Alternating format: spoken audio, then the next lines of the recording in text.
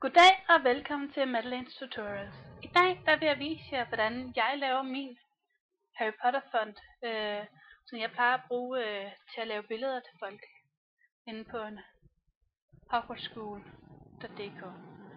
Så det jeg starter med, det er at gå ind i filer, og så gå ind og lave en ny.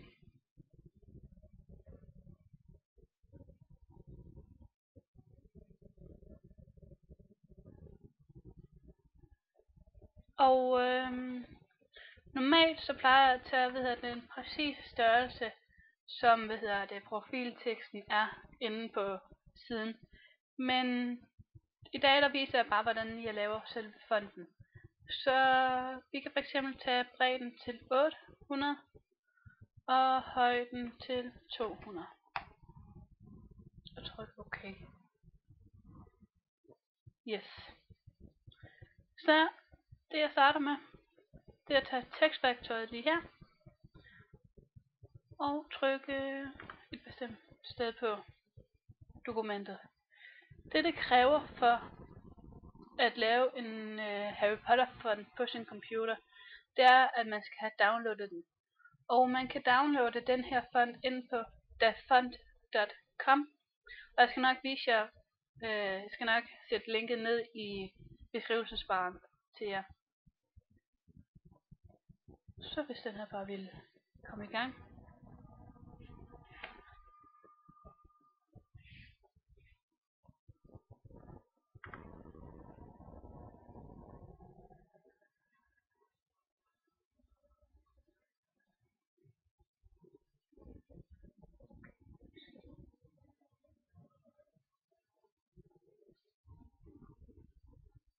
Så trykker vi lige her. Og så kan I se, at den går i gang. Man kan også gå ind og gøre, hvor man må holder den ned og markere et stykke, hvor man vil have det på. Det er op til en selv. Men lad os bare beholde den sådan her. Så går jeg herop og finder min Harry Potter font. Det er jo selvfølgelig under H.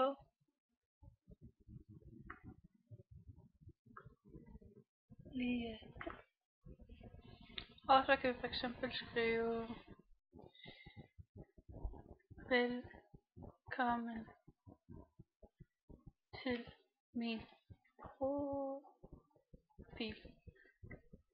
Lige nu er den på hvid, på grund af at forgrundsfarven står på hvid, så vi ændrer den bare til sort. Det er ligegyldigt, hvilken farve man vælger lige her. Så herude i siden, der har jeg min karakterboks, som man kan åbne ind i Windows, og så ind i character her, for at få den herude i siden. Og vi vil selvfølgelig gerne have den større, og det her til at stå på 0, så det ser ordentligt ud. Så det vi gør, det er, at vi bare sætter den større. Og gør man bare indtil man er tilfreds med størrelsen.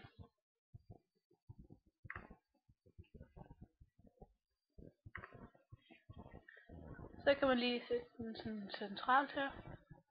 Og så er det sjove begynder. For at sætte effekt på, for at det ikke ser kedeligt og fladt ud, så kan man enten dobbeltklikke her, og gå ned i FX. Jeg synes det er lidt, hvis man bare dobbeltklikker her. Så kommer det her frem. Og det jeg altid starter med, det er at give den en anden farve. Og den er sat til hvid på min. Men en farve jeg synes er bedst til den her font, det er den her gyldne farve her. Fordi jeg kan godt lide at lave den her font guld af en art. Så går man ind på Bevel og Emboss. Og herinde, der skal man faktisk bare prøve sig frem til, hvad man synes er bedst. Jeg kan godt holde mig til den her, når jeg bruger det her. Og så ændre størrelsen, så der man får den perfekt. Og man kan så ændre fra smooth til hard og til soft. Der synes jeg smooth og hård er bedst.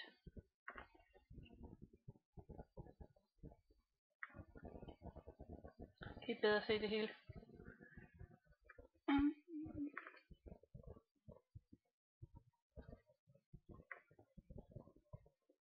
Sådan, så ser det godt ud. Og der er ikke nogen bestemt måde, man skal gøre det her på. Det er faktisk at prøve sig frem fra det, man sidder med.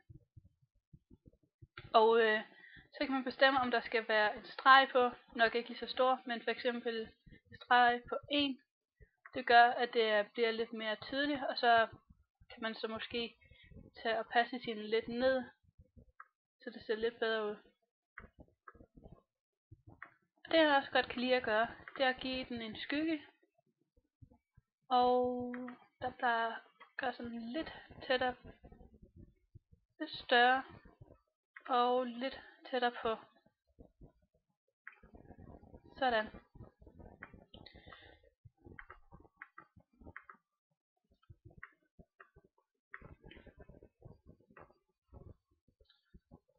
Og det er sådan cirka faktisk sådan her, at man laver en rigtig flot Harry Potter font.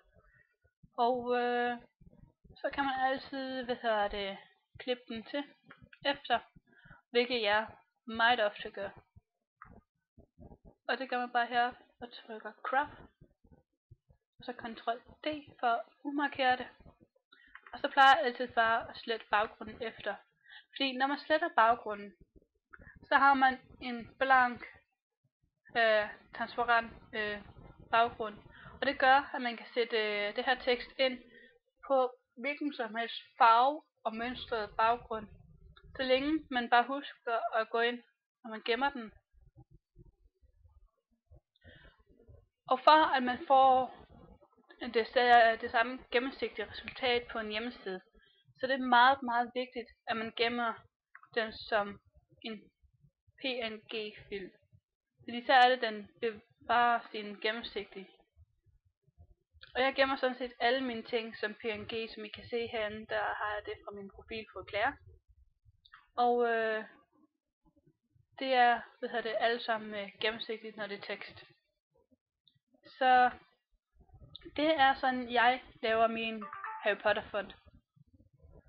Og men det her det er noget, som man sådan selv skal arbejde sig frem til. I kan sagtens følge, det jeg gjorde med at skyggen er sat til 3 og 7 og så 75%. Og min bibel er sat til dybde på 276 med en størrelse på 3.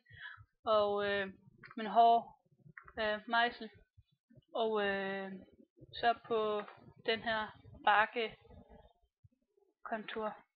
Og så farven på koden F5AD00. Men igen, prøv jer frem, fordi det er en vanesag. Fordi det skifter også fra, hvor stort ens tekst er med bibel og emboss. Så, men det her var min tutorial til jer til, hvordan jeg laver min Harry Potter font. Så farvel for den her gang. Hej hej.